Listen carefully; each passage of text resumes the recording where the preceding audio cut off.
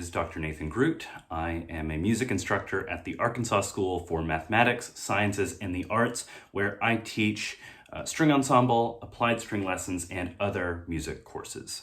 Today we're going to be taking a look at the firm stroke, Etude number 3 from Mazas.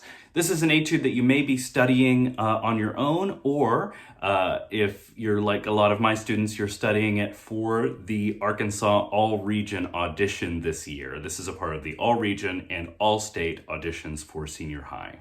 So a couple things to notice at first. We have no sharps, no flats. Could be C major, could be A minor. Looking at the piece, it looks like we are probably, yes, in A minor. But the thing to remember is there are no sharps and no flats unless they are indicated right before the note as an accidental.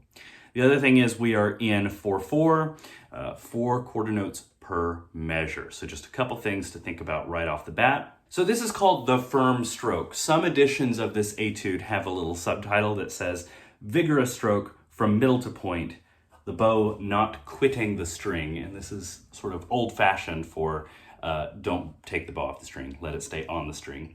Middle to point, yes. I think that as we get close to the goal tempo of 112, it can be a little hard to get all the way to the very point. But I think that, yes, you do want to start near the middle. I go really more about here.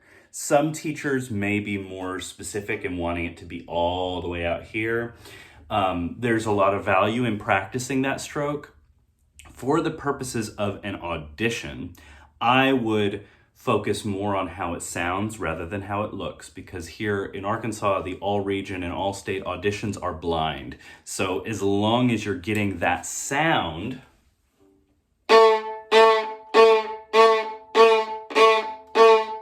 then that's what really counts. If you're, a teeny tiny bit away from the tip, okay, that's okay. Now, you don't want to use a teeny tiny amount of bow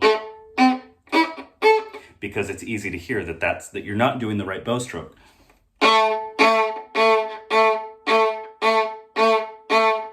Being in that general vicinity will get you the desired results in terms of how your bow stroke sounds. This is a martelé stroke, martelé meaning hammered. So the very beginning of this stroke is sort of percussive in a way. We have a lot of weight at the beginning. Try using your hand here and your index finger to press your stick down to the hair. This is sort of where we're starting, our starting point. And then we let go. So a lot of weight, and then we let that speed, that burst of speed at the beginning kind of carry us through that bow stroke. And then on the up bow, it's the same thing.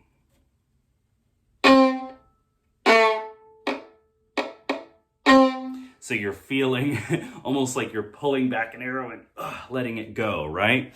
So one thing to think about a little bit is the sides of the string. So when we're doing a down bow, we're actually pulling the string, and when we're doing an up bow, we're pushing the string. So I'm pulling from that side and I'm pushing from that side. So think about that just a little bit as you are pulling and then pushing and getting that percussive martelé stroke that we have marked here. Okay. So there are a lot of challenges in this piece beyond what the bow has to do. We have multiple articulations that the bow has to take care of, accents, tenutos, in addition to our martelé strokes. There are lots of accidentals, there are shifts, there are lots of things going on in this. So I think that the most helpful way to sort of go about talking about this piece is to actually just go in chronological order. Yes, there will be some things that repeat. When they repeat, I'll just zoom through them, but otherwise I'm just going to go in chronological order. So let's talk about the first two measures. First things first, rhythm. It's easy for a lot of students in my experience to get a little bit freaked out by this rhythm. Remember that all of these eighth notes are right on the beat. Mazas could have written this with a staccato quarter note, really, but he didn't. He wrote it with an eighth note, which means I think we need to play it nice and short. Make sure that the eighth note rest is rhythmically accurate. So 1, 2, 3, 4, 1, 2, 3E and a 4, that's our rhythm. So notice that all of these eighth notes are right on the beat. There's no reason for any kind of weird syncopation stuff going on. You're right on the beat with these.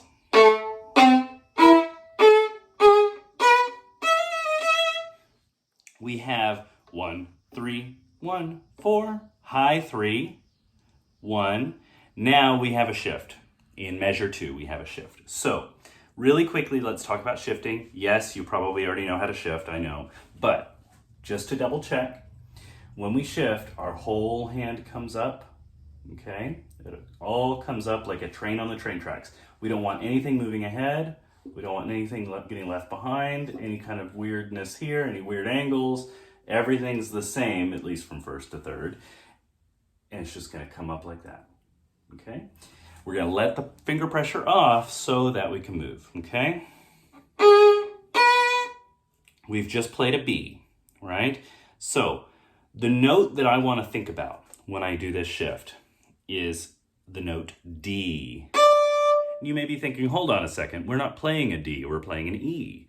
The reason I want to think about D is because I want to think about the position I am shifting to, which is third position. So I'm thinking first finger B, first position, shift up, third position, D, and there's my E.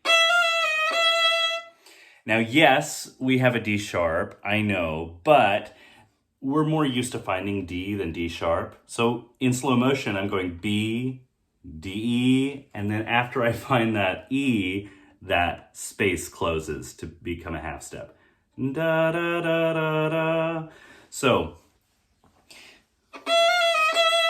everything's based around that E, of course, when we have those half steps on either side of the E, but finding third position is the most important task between beats 2 and 3. So that's something just to practice if you're struggling to nail that E every time.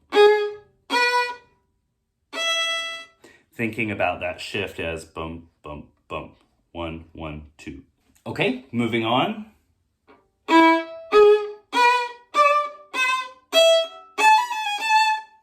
We have much the same kind of material, except we don't have to shift. Hooray, not so bad. So we have 1, high 3, 1, 3, low 2, right? Open E. And then don't miss that G sharp. We have a nice accent there. So moving on to measure 5, we have E, A, C, E. This is kind of hard because we have to go from first position to third position without any kind of guide tone. That's that note I was talking about, the note behind the note, that D that we were talking about in measure 2. We don't have an opportunity for a guide tone here. So how do we find in a tactile way third position without guessing? We don't want to guess. So we may not have the information coming from the pads of our fingers, but we have other points of information. We have the information from our thumb. We have the information from here, from this side of our index finger. And we have the information from our palm making contact with the body of the violin. So this is one to practice by dropping your hand, bringing it up, coming up without your fingers on the string, dropping your finger, and seeing if you can land first finger A in third position over and over again. See if you can get it 10 times in a row in tune, and you can use a tuner if you need to, if you're not sure.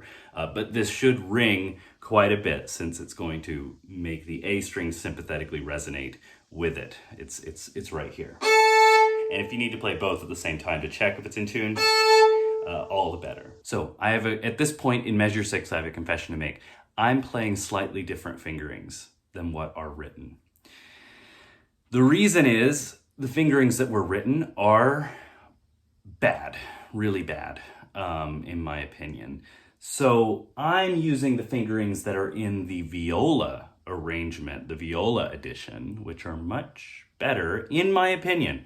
If you don't like these fingerings, feel free to use what's written. These are not fingerings that are going to materially change anything. It's not going to throw your audition off.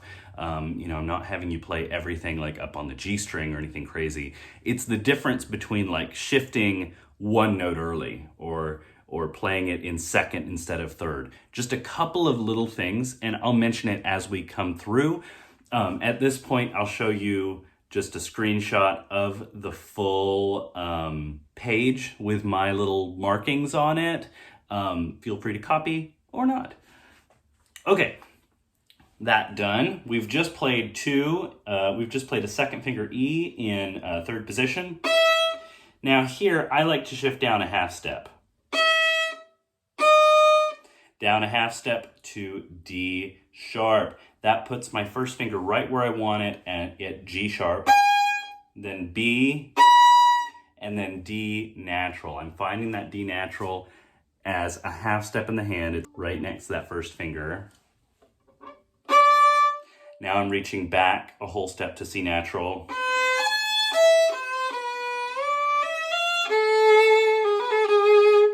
Here, I'm just second position, shifting on the open.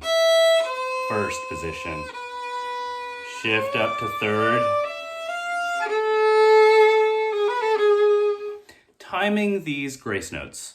1, 2, da da da dum. Just fit them in after the second beat and before the third beat. Ba da da da dum. It could be a little faster. Ba da da da dum. But I think just a little bit slower, so right after the second beat, starting them, ba da da da dum, is a little bit more musical, and when we go faster, it'll make more sense, I think, musically. Okay, continuing on.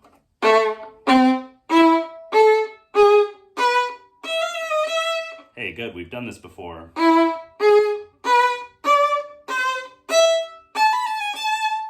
Things are changing now in the next measure. Another shift up to third position. This time we have to find a 3, so we have to go third position. Measure up, 1, 2, 3. So practice this as going E, first finger A.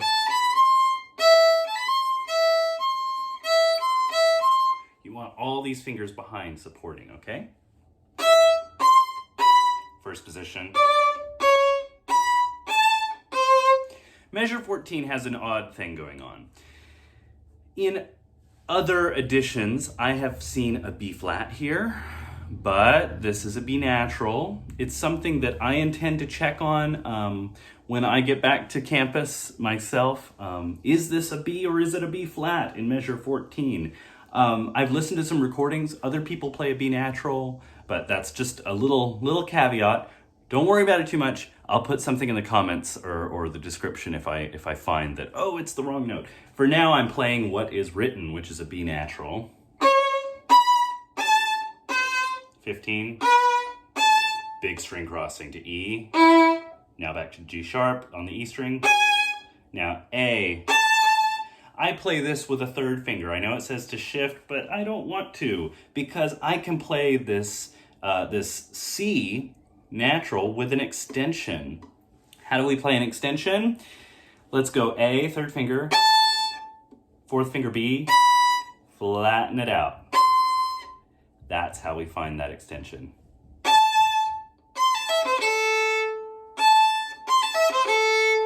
It's not that far, especially on a violin. You can definitely reach it.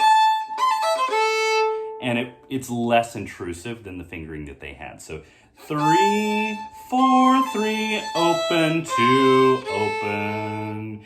Make sure you just tuck this little C in there. Don't use too much bow on that C, otherwise it'll stick out. Okay, moving on.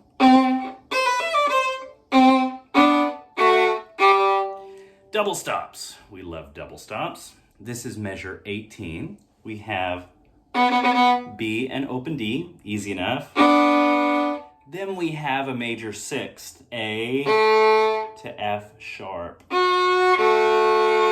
And then we have an octave, open G to third finger G. So when I'm practicing double stops, sometimes I'll go lower, higher together.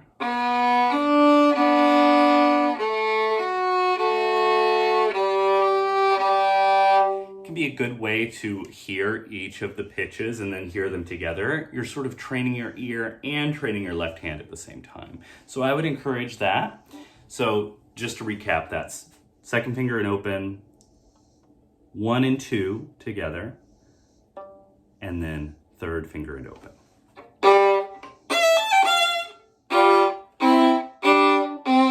We have more double stops. Arguably harder this time. We have an F natural, a low 2 and an open, not hard. The next one is, I think, a little harder than the 6th. It's a third. I don't know about you, but I find thirds a little harder than 6th. So it's C and E. Try finding C. Now try finding E. And then playing them together. It can be a little bit tricky to find. If you're struggling with it, try dropping your hand, finding it a couple times in a row. So one thing that helps me a little bit is to get the angle right, to actually balance my elbow a little bit closer to the center of my body for this. So as I'm playing, I'm going.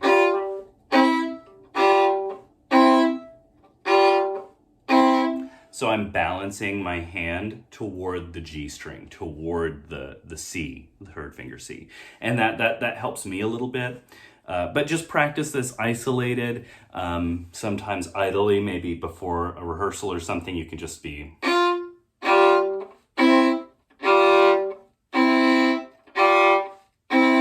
Just sort of practicing that, seeing if you can land that third over and over again. The next ones are super easy, it's just open.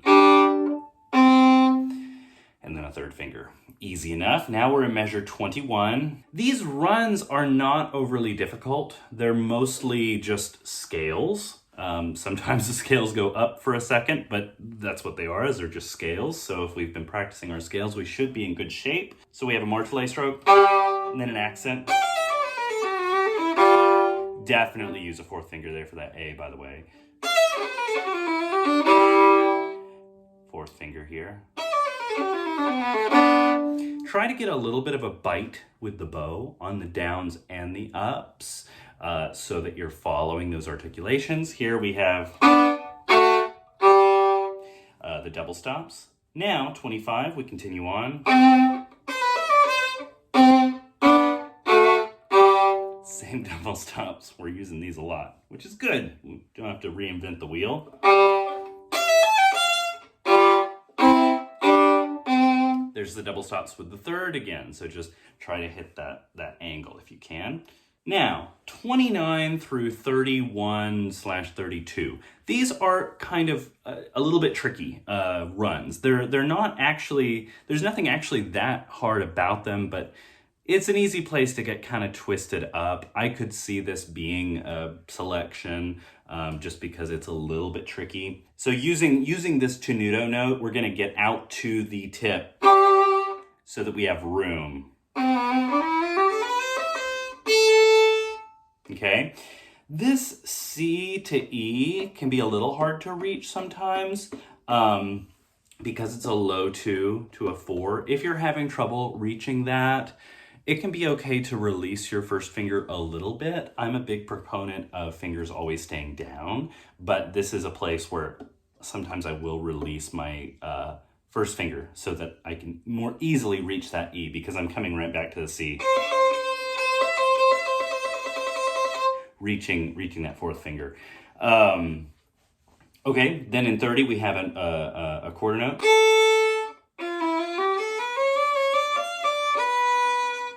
We have another extension to an F natural. So if you find E and then go a half step above it, there's your F.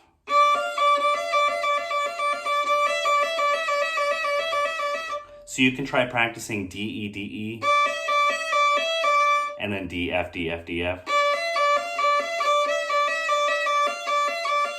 Just to feel that difference with that extension.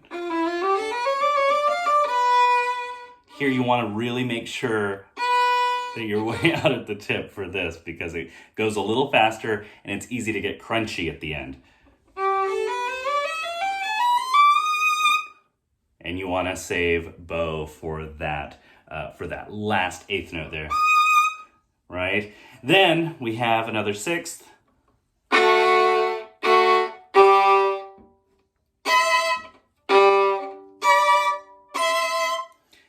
So let's sort of break down what happens there in these measures. So 31, we have this B that we need to get out of the tip for.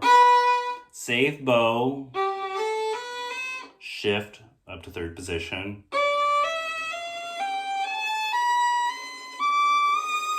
For this fourth finger E flat, you could do it two ways. You could shift the whole hand, ba-da, or you could just shift the finger, ba-da. I like to shift the hand. I don't really have a good reason for that. It's just what's comfortable for me, but essentially just do what works for you. And try to vibrate that note.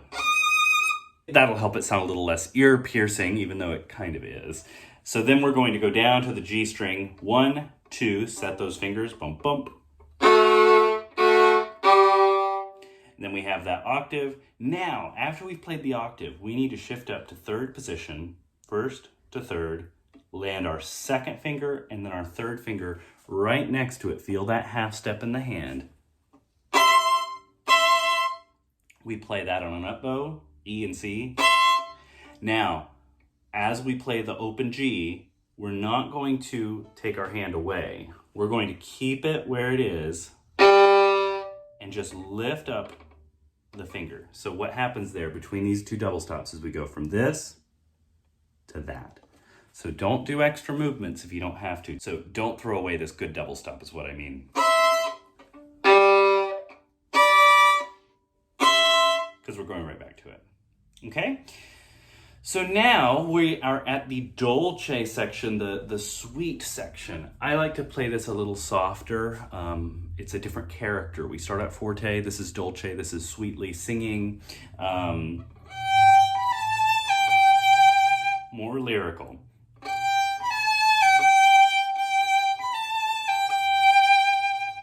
Try not to get too tangled up with this grace note. If you have to practice it without the grace note at first, that can be a good way. So you can add it back in to make sure that it's not distorting your rhythm.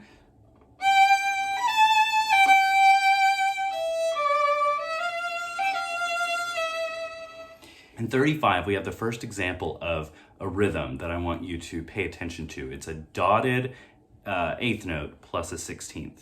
This is a rhythm that very often gets played wrong. So what I want you to think about is subdividing 16th notes. So I'll tell you what I mean. I'll show you what I mean there. So here, starting halfway through that measure, it's 3E and a, 4E and a, 1. So I'm thinking about the subdivisions. What happens is people tend to make the dotted eighth note a little bit too short and turn it into a triplet instead of a dotted eighth plus a 16th. So just be thinking about that da da da da da da da da da as you practice this so that it's a really correct rhythm here.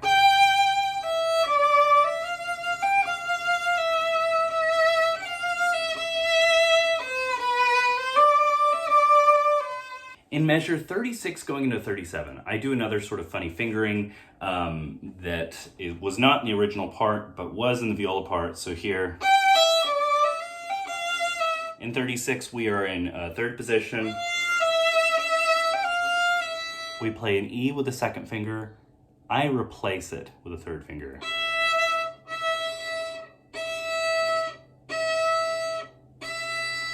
So my hand is moving from third to second, just a half step, but I'm feeling that finger replacing the E. It's an easy one to practice because it's easy to hear if you're out of tune.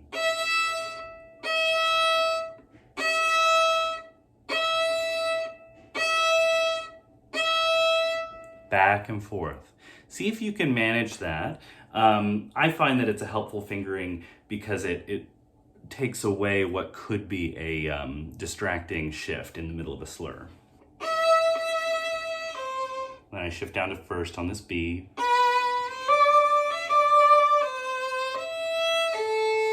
G sharp with a first finger. Third position plus a half step.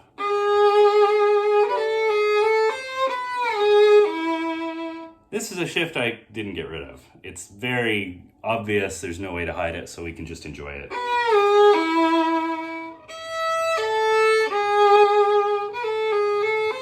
This I just do, so at the end of 41, I just do this in third position.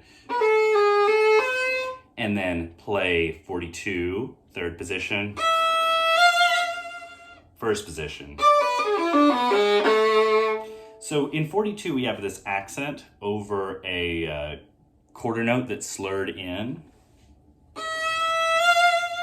I'm using more weight and more speed in the middle of that bow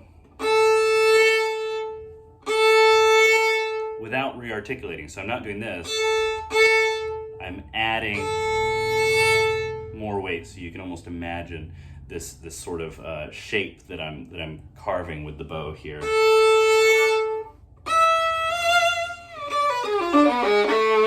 Here, make sure that you're doing a high, a G sharp. I play it with a 4. 4.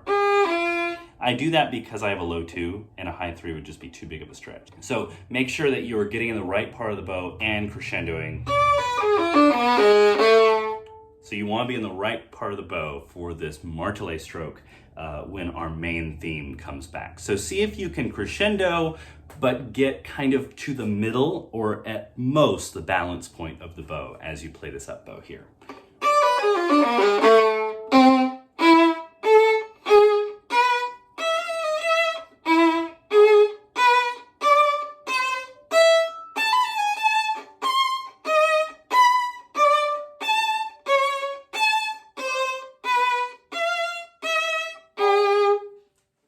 So this line, 47 through really 52, has some interesting stuff going on. I have sort of a fingering that walks us down from third position. So let's start in 47. We are in third position, high 1. I'm measuring that against the second finger to find that high 1, 2. Feel that first finger go back a half step. Shift down to first, third finger, second, third finger. Feel the high 2 go down to a low 2. B, shift up to third. Okay, E. Use that second finger to find G sharp on the next string. Fourth finger. So I went from G sharp to 4, I have my fingers down so I can find that. And then I use the third finger to find the high 2. So I go from C. So I'm not guessing, I know that that's going to be a half step in the hand behind that note. And then I have a third finger. And then I'm gonna feel that second finger go back a half step. Feel the third finger touch that on the other string. Feel the second finger go back a half step. Feel the third finger touch that. Feel the second finger go back a half step. First finger. Now, here, I really like to use a guide tone. So I think about B flat to C, and then fourth finger.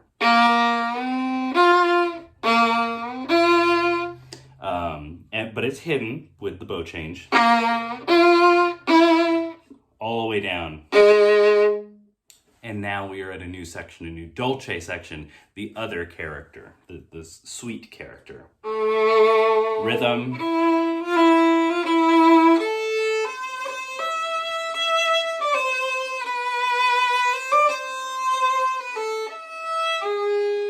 Careful with that shift up to third, so I'm thinking third, 2, and then with that 2, I'm finding the G sharp behind it.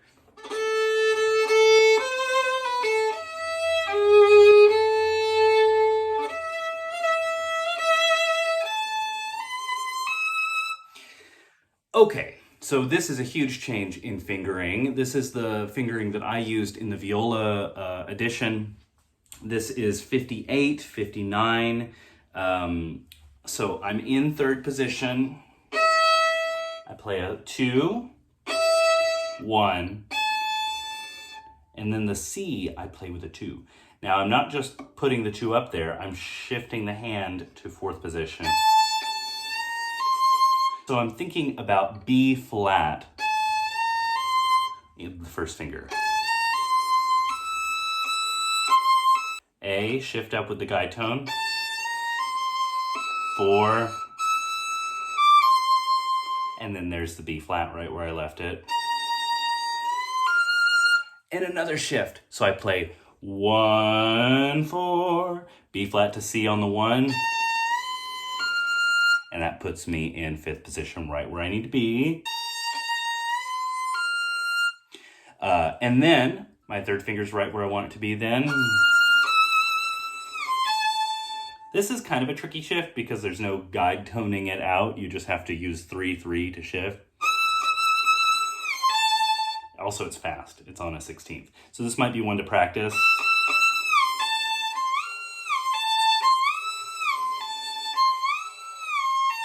You might want to just practice sort of finding that distance between those. 1st position. Another opportunity for a guide tone here in 61. B, C, F. So I'm thinking 1, 1 in 2nd position, and then 4th finger. I'm going 3, 1, 0, 2.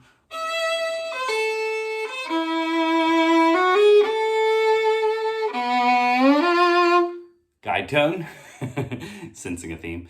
B to D in 3rd position. 2, 2.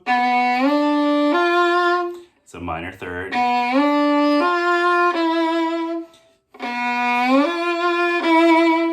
1st position.